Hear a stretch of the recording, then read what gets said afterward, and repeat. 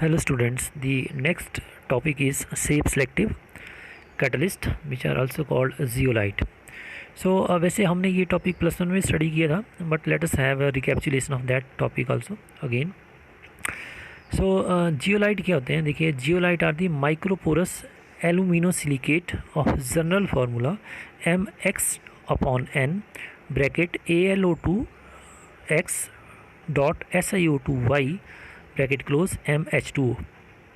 मतलब ये alumino silicates होते हैं. सिलिकेट मतलब इसमें aluminate ion, these are aluminate ion, AlO2 negative ion, they are the aluminate ion. और सिलिकेट क्या होते हैं? SiO2 negative are the silicate ion. तो सिलिकेट आयन को रिप्लेस कर दिया जाता है किसके द्वारा? एल्यूमिनेट आयन के द्वारा सिलिकेट्स में. Basically these are the silicates.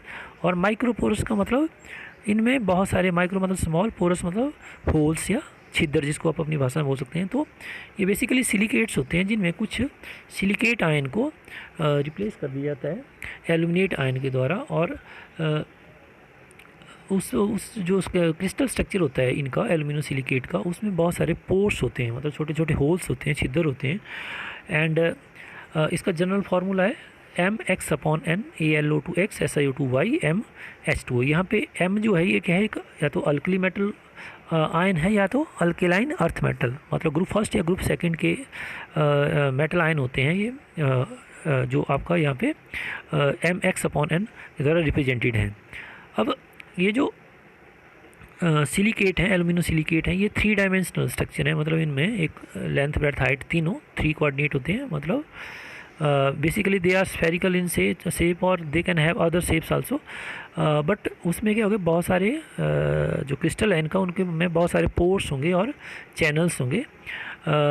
और जो क्रिस्टल स्ट्रक्चर है उसमें, जैसे मैंने आपको बताया कि कुछ सिलिकेट आयन में क्या होता है, सिलिकेट आयन में होगा सिलिका, तो और सिलिकेट आयन को हम रिप्लेस कर देते हैं किससे? एल्यूमिनेट आयन से. तो सिलिकेट आयन में होता है सिलिका और एल्यूमिनेट में होता है aluminium.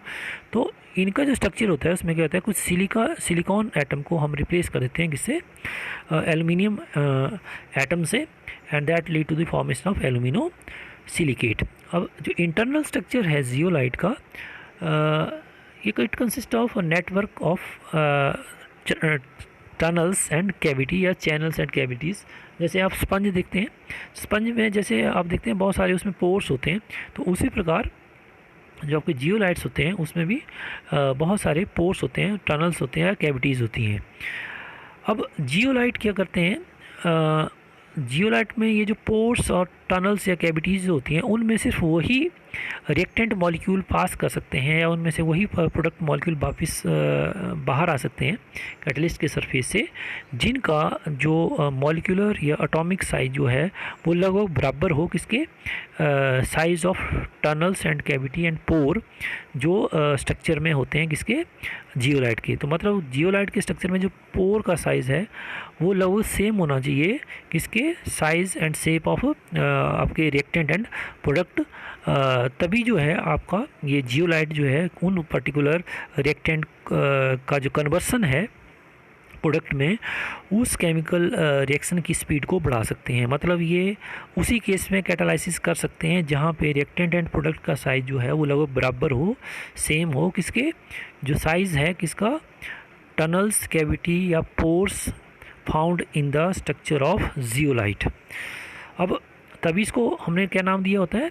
Shape selective catalyst. The reaction in zeolite depend upon the size of cavity and pore present in them, hence they are called shape selective catalyst. मतलब जो साइज़ है रिएक्टेंट प्रोडक्ट और जो आपका जो कैटलिस्ट का सरफेस है उसमें जो पोर्स एंड चैनल है उनका साइज़ लगभग बराबर होना चाहिए, तभी जो है वो कैटालाइसिस हो पाएगी इस केस में. अदरवाइज़ ये कैटालाइसिस कैरी आउट नहीं कर पाएगा जियोलाइट, यदि आपका जो रिएक्टेंट और प्रोडक्ट का शेप एंड साइज जो है यदि वो लगभग बराबर ना हो किसके? Size of pore and channels which are found in the crystal structure of zeolite.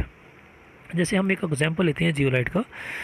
ZSM5 जो है एक जियोलाइटिक कैटलिस्ट है, और ये क्या करता है? अल्कोहल को पेट्रोल में कन्वर्ट कर देता है. इंडस्ट्रियल जो कन्वर्सन होती है अल्कोहल से पेट्रोल बनाने की, उसमें हम इसको यूज़ करते हैं ZSM5 जियोलाइट को.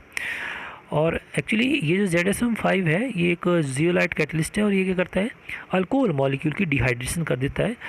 इसकी जो आपके ये जो ZSM-5 का जो क्रिस्टल होगा उसमें जो कैविटीज़ और पोर्स होंगे उनका साइज़ जो है वो लगभग कंपेरेबल होता है किसके, साइज़ ऑफ अल्कोहल के मॉलिक्यूल के। सो ये उनकी कैटालाइसिस करके उसमें से क्या कर देता है, डिहाइड्रेशन रिएक्शन कर देता है। और जब डिहाइड्रेशन रिएक्शन होती है तो आप देख रहे हैं यहाँ पे देखिए मिथेनॉल है, मिथेनॉल ZSM-5 की वजह से डिहाइड्रेशन अंडरगो करके क्या बना रहा है, दिस इज़ मिथाइलिन मॉलिक्यूल। तो जब n मिथाइलिन मॉलिक्यूल एक दूसरे के साथ रिएक्ट करेंगे they will form a long chain of hydrocarbon. So long chain of hydrocarbon ultimately constitute the gasoline या petrol.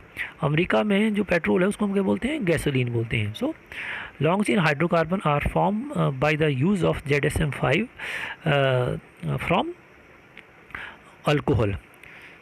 So this ZSM-5 is very useful catalyst in the industrial preparation of petrol from alcohol.